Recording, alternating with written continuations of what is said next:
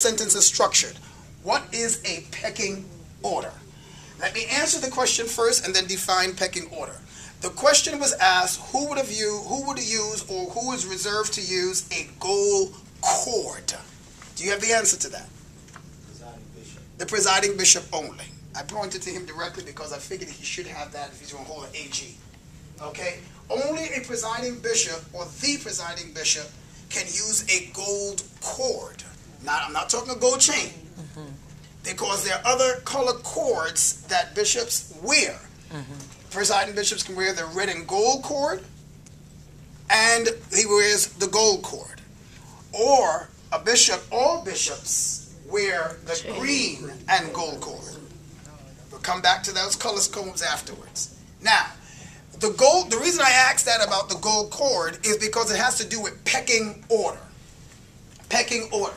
What is a pecking order? A pecking order is a colloquial term that recognizes ranks. Can you spell that word? Ranks. Pecking, P-E-C-K-I-N-G. Pecking. And it represents ranks. If there is no pecking order, you have danger in the house. If there's no pecking order and there's no ranks, you will have danger.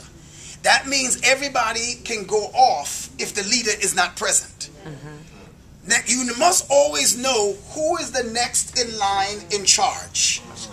You must always know that. Even in your local churches as pastors, you might not assign an executive pastor or an assistant pastor yet because sometimes that has not yet been developed. Sometimes that seat has to be left vacant. But a person doesn't have to have a title in order to be in next in order. They become respectful, earning their respect, and endorsed by the pastor. It becomes very obvious that the pastor would lean on this individual. Or they will say, or the pastor will say to the congregation, in my absence or so, this particular person is now in charge until I return. Why? If you don't say that, you'll have chaos. Right. Everybody will be running for the front seat. Don't fool yourself. And the mic. And for the mic. You must have, repeat after me, you must have a pecking order. Well, the symbol of the gold cord symbolizes the senior officer, the primate of the church, the presiding bishop. The pecking order of United is important for you to know, well, who sits behind me, and you know who those are, at least you should know who those are, as a pecking order for United is assistant presiding bishop. Then you have what? Your secretary general, your general treasurer, and then general board member.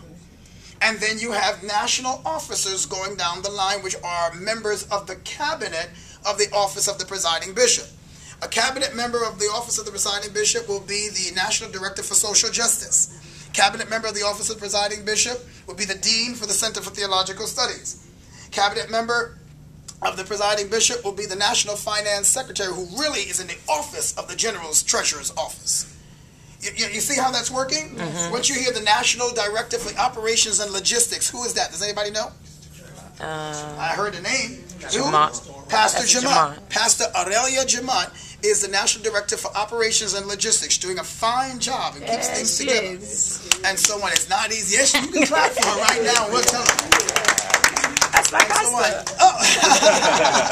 And she is a person, her office sits on the cabinet of the office of the presiding bishop. However, if, God forbid, there was an illness taking me at some point, or I could not function during this time, then the next person to hold the fort until I'm back up on my feet will be who? Your sister. The assistant presiding bishop. Right. And the pecking order goes. If he went out and I went out, him and I, or rather the assistant presiding bishop and the presiding bishop can never fly on the same plane. Right. The President of the United States and the Vice President never flies on the same plane. Why do they not? Why do they do that? So you can't take them both out at the same time. If something happens to one, somebody has to be in place to do what? Lead the country. Exactly. You've got to be in place to lead the country. And they have lunch often, they talk, they periodically keep each other abreast. They're supposed to call each other, anything new, anything I need to know, this is something you should be aware of, to assure that you're always on the same page. The pecking order is the same for United Covenant Churches of Christ. The symbols that we use tells people who is next in line, who is next in charge. Even in our seating capacity on the pulpit, we are seated deliberately the way we are. When you see me seated for pecking order in the center chair, there are ways to do that. You often could be at the end because whoever is the leader wherever they sit. Right. It's not about the chair. Right. It's about the individual. That's right.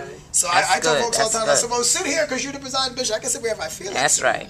As a pastor of the church, I don't have to sit in any specific place. I can sit and understand this is the pastor. That's good. I don't need a t-shirt saying I'm the pastor. Nope.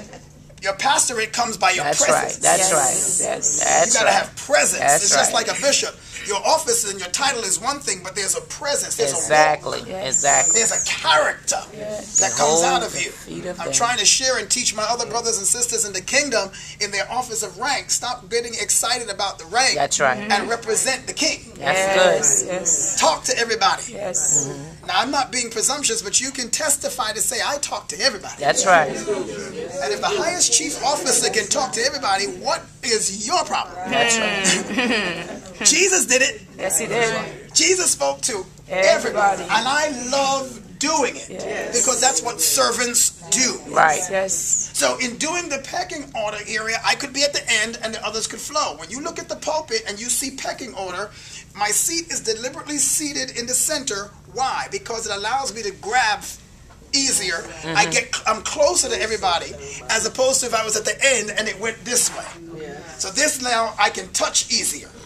If you notice many of the pictures of the Lord's Supper, you often see them depicting Christ in the center. Yes. It's so that he can embrace everybody much easier. Right. To my right is always seated whom? To the assistant. That's our Joe Biden. Always to the right. And to the left is who? Secretary General. Secretary General. To the right of the assistant presiding bishop is whom? Treasurer. General Treasurer. That's deliberate. Because the General Treasurer is always to my right also. I pull on him. I need not finance. That's right. We paying our bills. Everything in order. Do we need to go get another offering to meet this item? And to the left, all general board members as needed as we flow.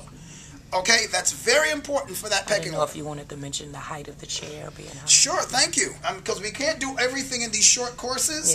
But another piece about protocol is you see for pecking order, notice that the center chair is higher than the rest.